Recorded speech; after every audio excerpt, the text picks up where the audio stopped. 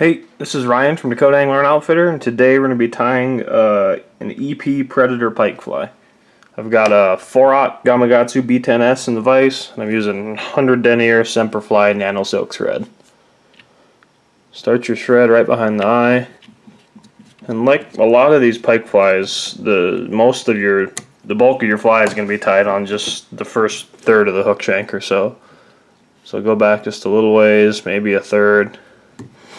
And then I've already cleaned up this piece of bucktail here. We're going to use black. It's going to be kind of a black and pink fly, but you can tie it in whatever color. But get a piece of bucktail. You kind of want something pretty hollow so it flares good, and probably 3 to 4 inches in length. And you're going to tie it in backwards and just kind of make sure it's fairly evenly spread around the hook. Do like 3 loose wraps. And then now is a good time to kind of just check and make sure everything's looking pretty good. And you're going to lose a few fibers in this usually, but that's okay. Just kind of start with a few more than you think you need. So I just do an extra wrap. It just kind of flares it. Oops. Cut a few of them there, but that's alright. Alright, that's looking pretty good. And take and trim all these butt ends off. I'm not real concerned with how this part of the fly looks because you're never going to see it once you get the fly done. If you're particularly good taken, wrap your thread over all these, but I don't. I'd rather tie a couple extra flies than take and make that look pretty. So now take and we're going to push the bucktail backwards. And just kind of evenly, again, just kind of slowly work it back. You can kind of make sure it's fairly evenly spread around the hook right now also. And kind of get it all caught in your left hand. Then you're just going to build a little thread dam in front of the bucktail. So I mean how much thread you put here is going to affect the angle of this, whether it's 90 degrees or 45. I like them fairly big because it keeps the profile or fly big in the water, but maybe 45 degrees is probably a good place to start.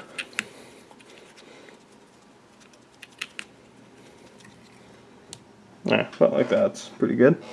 This is kind of the stiff base of your fly that's going to keep your fly from just collapsing in the water. So we're going to take some Magnum Flashabou. This is fuchsia color here, but again, you can tie this fly in whatever color you like. Now I always take and stagger, so when you cut this, it's just a straight cut. I take and stagger all the ends of these. It just gives your fly a nice taper. Just take and kind of pull them all to just a little different lengths. I mean within an inch or two. And then you're going to take and tie it in with about 60% of it to the rear and about 40% to the front. Do like 2 loose wraps. And take and spread it around the hook.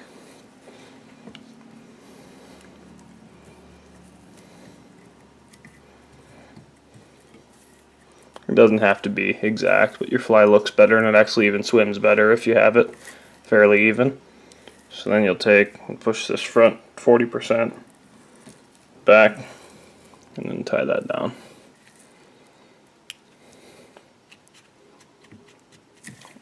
Perfect. And if you have any really long fibers, I take and cut them out now too. You want the total fly. You can match it to the size of your fish and what your local fish like. But locally here in the Black Hills in South Dakota, it seems like 5 to 7 inch flies, maybe 8 inch work the best. You can go a little bigger than that, but it seems like then you have to have at least a 10 weight to cast them. And these rods cast, or these flies cast fairly easily, and the fish seem to like them plenty well, even though they're not enormous. So now we're going to take some barred Magnum Flashabou. This is kind of like the poor man's grizzly saddle hackle. A lot of pike flies, especially European pike flies, use saddles rather than, I mean, they'll use some flash and then they use saddles for kind of the accent. This stuff is way more durable and it looks equally as good, if not better. So same thing, stagger the ends, kind of wrap it around the hook.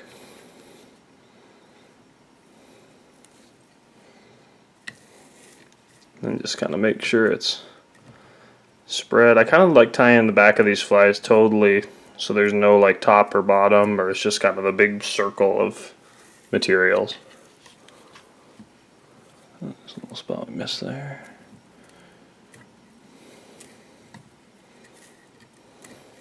Alright, that'll work there. So then fold these in. Make sure when you're pushing this back, you're kind of evenly surrounding the hook shank too, rather than just pushing it all to one side. Alright. Perfect. Alright, so then again, just make sure you don't have any real stragglers back here. So the fly just, with those staggered ends, it just ends up having a nice taper, especially when it's wet. So now, kind of the icing on the cake of this fly, we're going to take one of the new EP Predator brushes. And the cool part about these is they have a stainless core, so when you're fishing for fish like pike, they hold up really well. So just take and tie that in. Tie it in pretty well too. That stainless is a little slippery, so make sure you have it tied down pretty good. Alright, and then just kind of like you're using like a chenille, you kind of fold it back as you wrap it. I'm going to take a hair clip and clip all these back. So probably get 2 wraps out of this, maybe 3 on this fly. 2 is about perfect though. Okay, 1. And then I'll take and you'll comb this out once you're done too, so it kind of flows a little better. 2, so I'll take 3. I'd say 2 to 3 wraps is kind of what you're shooting for. Alright, and then kind of separate all the fibers as much as you can. I'm taking, tie that down.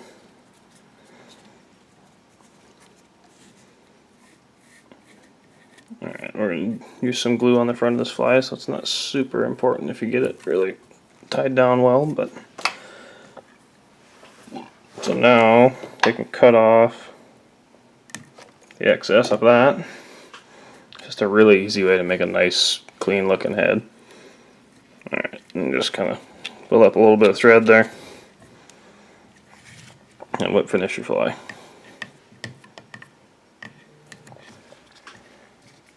So now trim your thread off. And I like taking just a comb, kind of combing this out, because otherwise sometimes it kind of gets like matted together almost. As you comb it, it definitely kind of frees up a little bit. And these are cool because they have the barred colors too, kind of gives it a cool effect for the head of the fly. Right, take that off. So now kind of 50-50, it pulls some up and some down, so it's about half and half. Some people trim little spots for the eyes, but I just stick it right on top of the material that I think is fine. So now we're going to use some gel control Loctite. We found this stuff to be the best for eyes. Trim off these stray fibers there.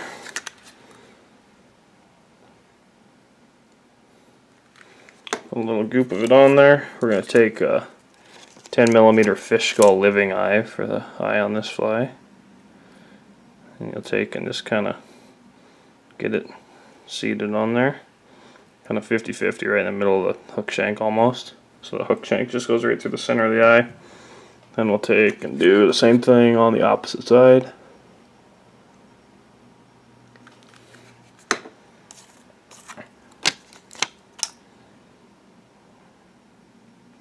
Try and get them so they're kind of even on each, kind of in the same position on each side. Makes fly look better. Fish probably don't care, but perfect. Alright, that's it. It's pretty easy fly, so you can go through and kind of trim some of the crazy fibers off of these two if you want. They've just got a little bit of flash and kind of a nice strong blend for, kind of strong durable blend for predator flies and pike flies. It'd be great for saltwater also, but this is a pretty solid pike fly. Definitely tie a few up and give them a try. Thanks.